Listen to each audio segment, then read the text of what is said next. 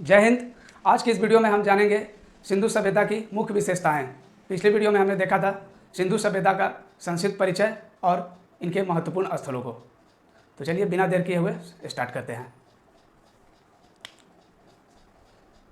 सभ्यता की मुख्य विशेषताएं, इसे ही हमने पॉइंट वाइज सजाया है, जिसे हम बारी बारी से जानेंगे। सबसे पहला पॉइंट है सिंधु सभ्यता के विशेषताएं में तो नगर नियोजन तथा जल निकास सबसे बड़ी विशेषता थी। इसका जो नगर नियोजन था, नगर का जो प्लानिंग, वहाँ पर जो भी मैंने व्यवस्था जो भी था, और जल निकास, जल के निकलने का जो साधन था, वो बहुत ही जो है वो या उत्तम माना गया है सिंधु सभ्यता का।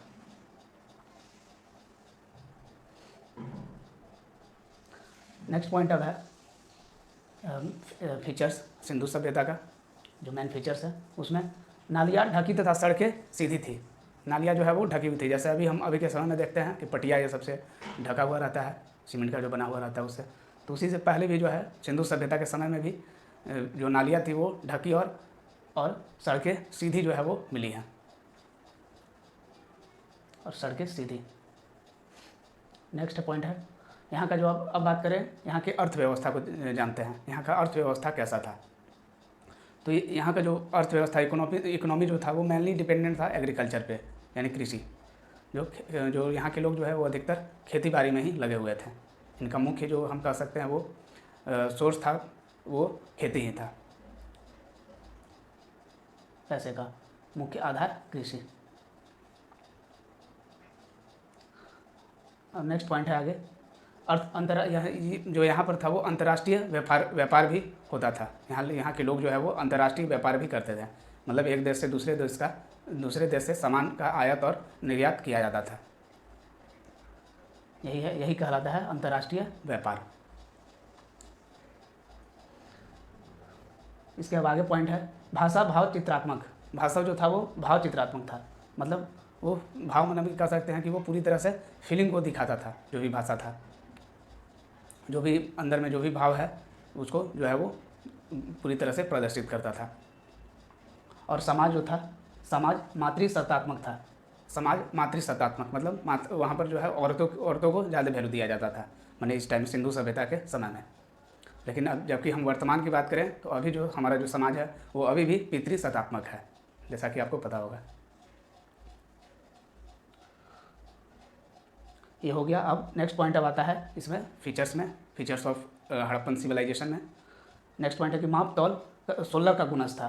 मैंने माप तौल जो अभी के समय में माप तौल का जो व्यवस्था है अभी मशीन से भी होता है, या बटखारा या सभी तराजू बटखारा चलता है।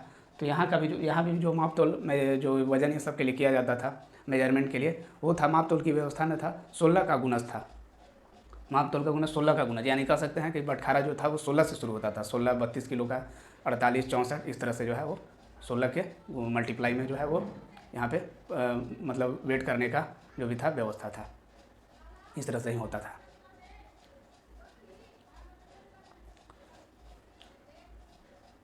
नेक्स्ट पॉइंट अब है यहाँ का, इसमें सिंधु मुख्य विशेषता में कि यहाँ का जो पसंदीदा वृक्ष था, पसंदीदा वृक्ष पीपल, मैंने पसंद लोग जो है वो पीपल को जो है वो मानते थे वृक्ष में।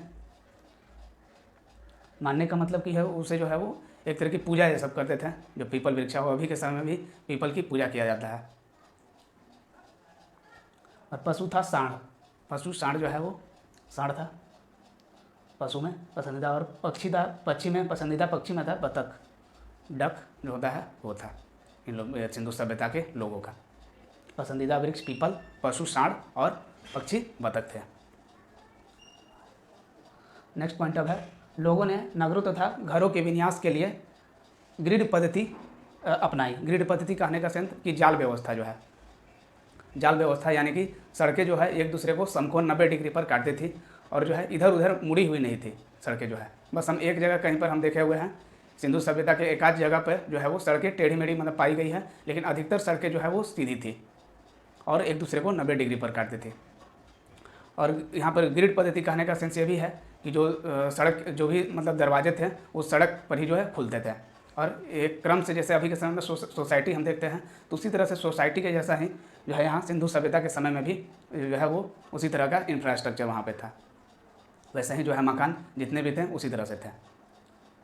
तो इसी को यहाँ पर कह रहा है कि ग्रिड पद्धति, जाल व्यवस्था यहाँ पे लोगों ने जो है अपनाई थी, सिंधु सभ्यता के लोगों ने, जाल व्यवस्था। नेक्स्ट अब बढ़ते हैं आगे अगले पॉइंट पे, अगले पॉइंट की ओर।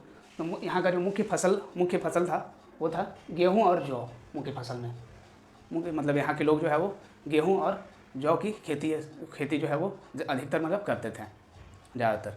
ऐसे चावल भी हमने देखा था कि चावल भी और कपास ये सभी जो है लोग यहाँ पर उसकी जो है वो खेती करते थे, फसल उगाते थे। तो इसे याद रखने का छोटा सा एक ट्रिक है, ट्रिक के रूप में हम समझ सकते हैं। जोगे गाँव देहात में लोग जो बोलते हैं कि जोगे माई, तो उसी तरह से जोगे जाने के लिए लोग कहते हैं, जब जाने के लिए कहना रहता है तो जोगे बोलते हैं। तो वो वही है, उसी से ट्रिक बना हुआ है। जो से हो जाएगा जौ और गे से गेहूँ। तो यही दो फसल यहाँ का जो है वो मुख्य फसल में सिंधु सभ्यता का था, ये जौ और गेहूँ। नेक्स्ट पॉइंट है फीचर्स में, यातायात के लिए 2 पहिया एवं 4 पहिए वाली गाड़ी का उपयोग यहाँ के लोग जो है करते थे। यातायात अगर कहीं पे अगर आना जाना होता था तो लोग जो है वो 2 पहिए वाली गाड़ी या 4 पहिए वाली बैलगाड़ी का जो है उपयोग में लाते थे। अभी भी आप अगर कहीं गांव देहात में जाएंगे तो अभी भी आपको बैलगाड़ी ये सब मिल जाएगा। तो ये उस समय में भी सिंधु सभ्यता का जब टाइम था तो उस समय में भी ये ऐसा जो है वो देखा गया था। अब है तलवार, जो है लोग यहाँ शस्त्र से परिचित नहीं थे, माने तलवार ये सबसे, तलवार भाला ये सबसे लोग जो है वो परिचित नहीं थे सिंधु सभ्यता के समय में। अब आगे है, इसके बाद पॉइंट है कि प्रदा प्रथा एवं वेश्यावृत्ति प्रचलित थी। प्रदा प्रथा मतलब जो है वो माने पर्दे के अंदर में रहना जो है, और पर्दे माने औरत ये सब लोग जो है वो पर्दे के अंदर में ही रहती थी। और वेश्यावृत्ति जिसको प्रोस्टिट्यूशन बोलते हैं इंग्लिश में, तो वेश्यावृत्ति भी जो वो भी प्रचलित था। वेश्यावृत्ति अगर आपको समझना है तो आप मूवी देख सकते हैं सलाम बॉम्बे, ये जो है ऑस्कर नॉमिनेटेड मूवी भी है। तो यही जो है यहाँ पर वह जो है इसका प्रचलन था इस सिंधु सभ्यता में, प्रदा प्रथा और वेश्यावृत्ति का प्रचलन था। अब आगे है टेराकोटा का प्रचलन। टेराकोटा सिक्का का प्रचलन। सिक्का छूटा हुआ है, तो टेराकोटा सिक्का का प्रचलन, मैंने टेराकोटा सिक्का जो है यहाँ पे चलता था सिंधु सभ्यता में। टेराकोटा होता है कि पकी हुई मिट्टी को ही जो है, पकी हुई मिट्टी को टेराकोटा कहा जाता है। तो उसी से जो है वो सिक्के बनाए जाते थे, उस पर जो है अलग अलग जो है कुछ भी सिंबल बना करके और सिक्का तैयार किया जाता था इस समय। तो यही थे मुख्य विशेषताएं सिंधु सभ्यता के। उम्मीद करता हूँ आपको अच्छा लगा होगा और समझ में भी आया होगा। अब देख लेते हैं एक छोटा सा मज़ेदार ट्रिक के द्वारा जानते हैं सिंधु सभ्यता के बंदरगाह को।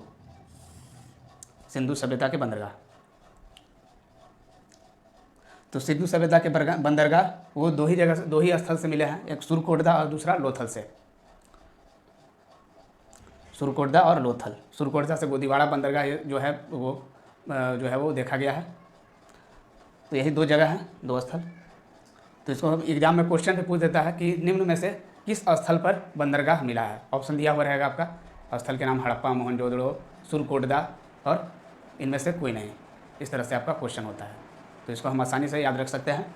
ट्रिक है इसके लिए कि सुर लो बंदर, कोई कह रहा है सुर लो बंदर, मैंने सुर लेने के लिए कह रहा है कि सुर ले लो बंदर, सुर लो बंदर। तो सुर से हो जाएगा आपका सुरकोटदा, लो से लोथल और बंदर से बंदरगाह। तो यही है याद रखने के लिए कि सुरकोटदा और लोथल में वो बंदरगाह मिला है।